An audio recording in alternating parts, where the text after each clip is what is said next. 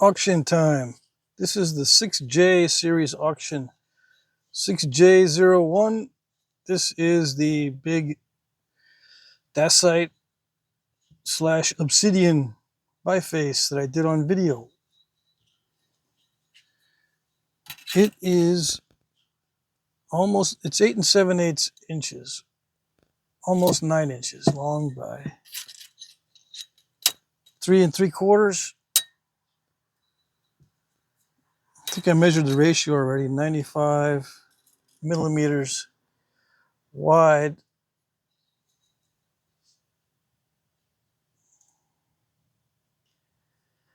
If I cheat, it's like 10 millimeters wide there. I mean thick. So that's like 9-to-1. Yeah. All right. It's all on video. I'm not going to explain too much about this. Yeah. I guess I could show it a little bit better.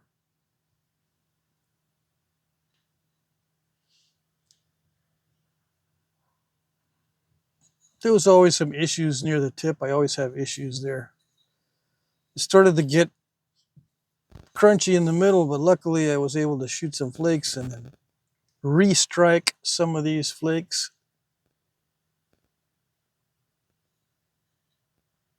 The edges are just, how should I say, just pecked or picked, not pecked, just picked on the edges to get them sharp. But as you can see, I'm running my fingers across, so it's not like it's the sharpest possible. Just so you know, just be aware. Okay? All right.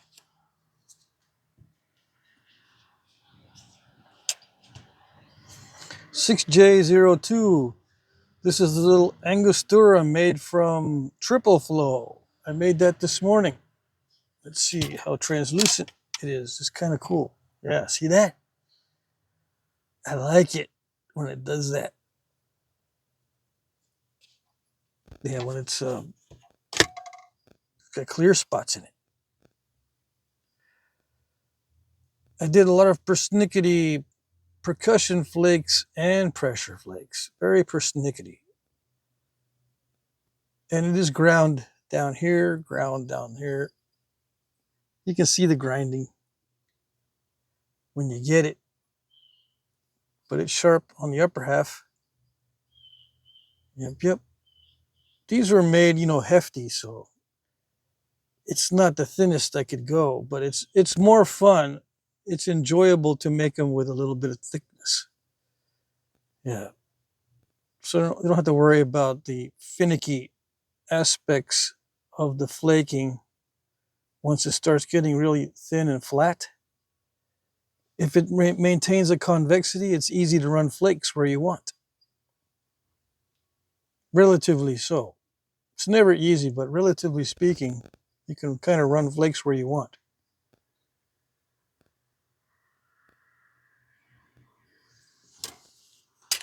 This one is 4 inches exactly by, the widest part is 1 5/16 inches. Yeah, it's got some heft to it, but it's good for obsidian, yeah. The width of the base is, it's like 7/8 down here. Yeah, okay. Yeah, I did not do this on video. I did that this morning. I did a lot of stuff today. 6J03, I also made this morning. It's a Scottsbluff / Eden type.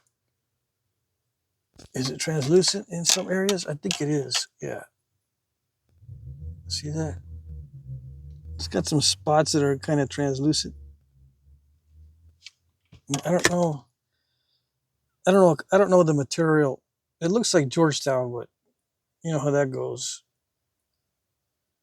There's many types of chert. I think this is amoeba chert. Yeah, I think I did do this on video. Small amoeba chert nodule. I napped it into a biface, and then that biface became this. A lot of persnickety percussion and pressure on this. Mostly pressure toward the end, like it's 90% pressure at the end. Some of these bigger flakes, some of them are pressure, some of them are percussion. Yeah. It's got like a diamond cross section. It took a long time to work on the stem here. See how you can pressure flake it so that the thinning looks like a triangle on the bottom. The thinning of the stem. It's persnickety, so I didn't really do it perfectly on the other side. Yeah. And I messed up a little bit there.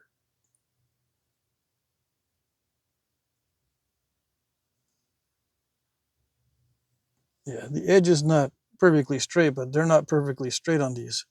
The edges are not perfectly straight on real ones because they like to leave a lot of the flake scar there.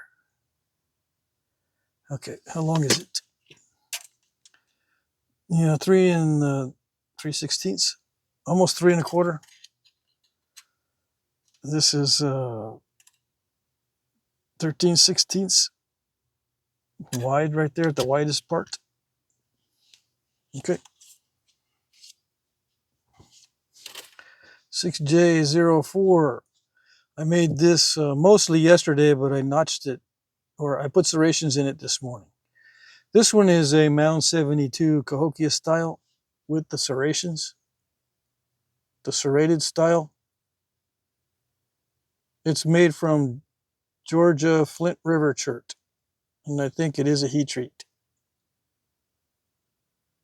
And yes, it's translucent, very much so. I like it. I like making these out of kaolin chert, but I'm out. But the Georgia Flint River is nice too. I had to put on my high-powered glasses to get those little serrations in there. I copied them out of a book. Well, was it the book? No, it was the Lithic Casting Labs site. Yeah, it was a poster. They put out a poster with a bunch of these points all in one shot, in one photo. So that's where I got that from. What? How long is it? Funny you should ask. Not quite 2.5, 2 7/16. The width is I don't know, 13/16. It's in line with the actual size of these. Yeah. Okay. There's variations in size with those. 6J05. This is a set of 3 hunting points, or hunting triangles, I should say. They don't have any notches in them, so I call them hunting triangles. I tried for the weight of 200. They were all different this morning, and I just napped them down to 200 or thereabouts. This one got pretty close to 200. It's like 200 point something. The other ones came under a little bit, 196 and 197. So what are they in dimensions? 2 3/4, I think, all of these. A little bit over 2 3/4. Yeah, 2 13/16. And then the width is 1 1/8. 1 1/8. Yeah, 1 1/8 for all of them. And the thickness, I believe, is 3/16 on all of them. Yeah. See that? 3/16. 3/16. So you just need a notch that's 3/16 inch wide, and they'll fit. This one's a little fatter than 3/16. So they're, something like that. Yeah, these didn't make weight. I'm trying to get a bunch of them made that are 250 grains, but they require a lot of material. But I can sell the ones that don't make weight. Yeah. All right, those are all 3 in the same item number, under the same item number. And you'll have to have some substantial arrow shafts because, on a typical arrow shaft, these look pretty darn big. They're like little dart points. This is a typical arrow foreshaft, the kind that I make. The kind of arrows that I make have a foreshaft like this. So that's a pretty big point for something like this. So you'll have to half these on a fat end of a shoot, or make a big foreshaft for it, or maybe not. It's up to you. Last but not least, 6J06. This is a box of brokes and bifaces. Yay! Always have this. I snapped this one this morning, goofing around with it. Yeah, goofing around with this Florida Flint River swirl heat treat stuff. It's always so delicate. Yeah, but it's nice. I like it. It's colorful. It's some of my favorite colors in it. Yellow and tan and brown. And it's just nice. I like it. But I broke it. This one I broke it. No, I stepped it. It's translucent. I think this one is a heat treat, and I didn't like the way it's turning out because it got too thin to do the damage control. It can still be used as a knife or whatever. 5 3/8 long by 2 1/8. Yeah. I was starting to get it more narrow. I took a bunch off of this side so that I can run some flakes, but it's really too thin to start thinning the middle even more. Because look at that, it dove in there, stepped really bad there. So I would just use it as a knife. If I was going to use it. If I was going to display it, I would nap around the edges and then display it up with this side facing the audience. Yeah.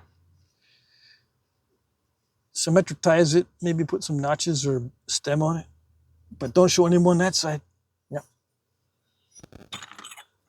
This one I made a couple days ago, but I didn't like the way it was turning out because it looks too flakery. And I was having trouble. This is that banded obsidian stuff. The banded dacite. I should say banded dacite because it's not clear like or not partially clear like the banded obsidian. Yeah, I didn't like the way it was turning out. And it has to do with the way that it was flaking. I mean, it's okay. It's nice and thin. But I wanted it to be a little smoother. And it was getting on my nerves. Now that I look at it, it's not too bad.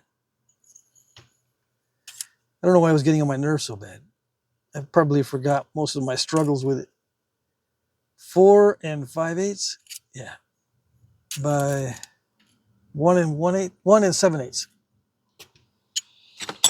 Another little biface. This one dived. No, this was a defect. Yeah, it's a heat treat, and this is original crack inside the material. So I said, nah, I'm not going to finish this one. This is too far gone. This is a big crack. I don't know where it goes. Where it goes, nobody knows. So I just put it in here. Same Florida Flint River. No, Georgia Flint River shirt. Heat treat. Almost 4 inches. I broke a good piece of some of my favorite black butter dacite. I'm going to keep calling it dacite even though it's obsidian. Yep. Do I know it's obsidian? Of course I know. Of course I know. Oh yeah, this is some of that mottled stuff. What they call the mottled obsidian. It's high grade stuff. I just got too carried away with it. Now, but I know the limits of it now. I can't go any thinner than this, not with my skill. Yeah, I can't go any thinner than that. What is the thinness? What is it? What's the ratio? Okay. Let's say 53. And right here, the thickness is, let's see, 8. That's 6:1. If it was 54. Yeah, that's the typical, but I can't go my typical. I've got to go thicker than that. Like that Angostura. Like this one. It's got to be thicker like that. Anyways, I thought it was my favorite black butter stuff, but no, it's that mottled stuff from the Brody Hills or something, Bodie Hills area on private property. Just remember that area, you can get stuff off of private property. This is the, oh yeah, I messed this one up actually, right? Off camera. Remember that little step fractured area with that little lump right there? I shot a flake across and got it, but I also got it overshot. So I consider it a broke. Yeah, this is, I tried duplicating an artifact. It's all on video, but the overshot's not on video. So I'm putting it here in the brokes and bifaces. I'm doing this as a project for somebody. I'm going to send you uh, a better one than this. This was just a practice run, okay? Yeah. I always have to have a practice run if I'm new to certain features like these burins and the correct placement and angle of the notching and the correct pop outs and the correct thickness. I've got to practice on that before I can get it right. So it's just a practice run. It's all on video except that overshot. Okay? All right. Oh yeah, another one that didn't make weight. It's just a little hunting triangle. 2 and 13/16 by inch and 1/8. 173 grains. It's nice and thin and slim. Yeah. And then another Georgia Flint River snap. I snapped the swirl and it wasn't even thin. I don't know. I think this was the last flake right there. Of course, hit right in the middle and snapped it. Yep. All right, so that's it. Yeah.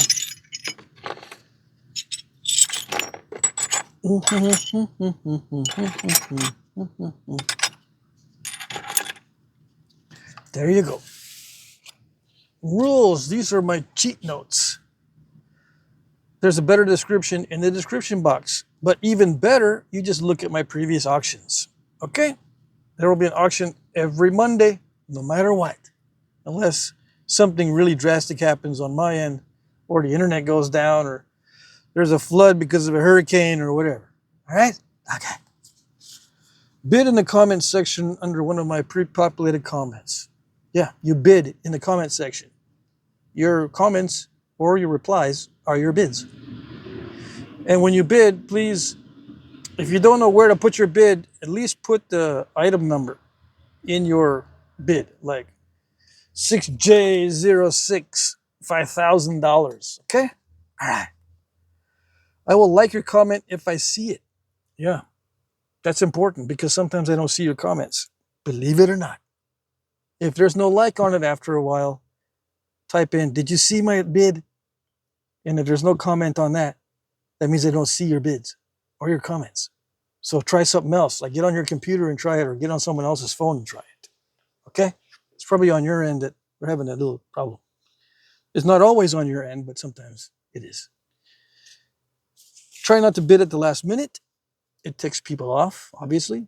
But please also be aware that YouTube's time tracker is not always accurate. I'm using YouTube's time tracker on your comment. Whenever you post a comment on YouTube, it puts a little time stamp on it. So we know how old your comment is. And it does go by the minute. But sometimes it can be up to 2 minutes off. Yeah. So just be aware that you can bid at the last minute.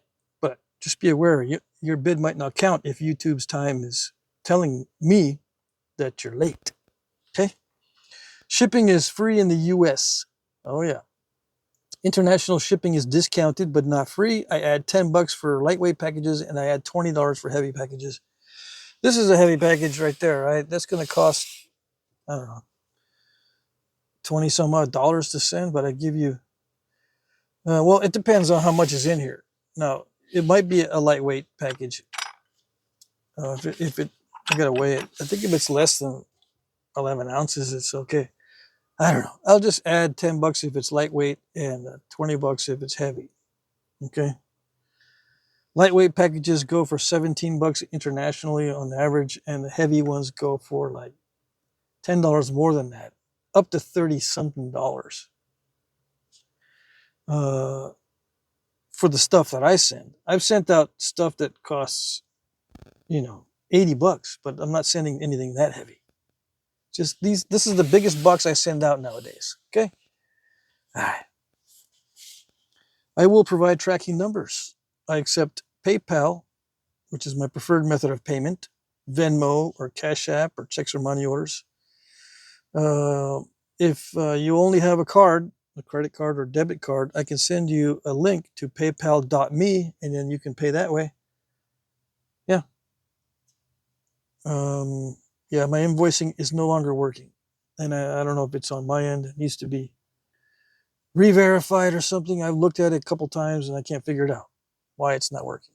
All right, winners will be announced at 9:01 p.m. Eastern, but it's different for every time zone, right? The auction actually closes at 9 p.m. Eastern. It's not a live auction. They just close the auction off. I just post a video and wait until 9 Eastern and then close it off.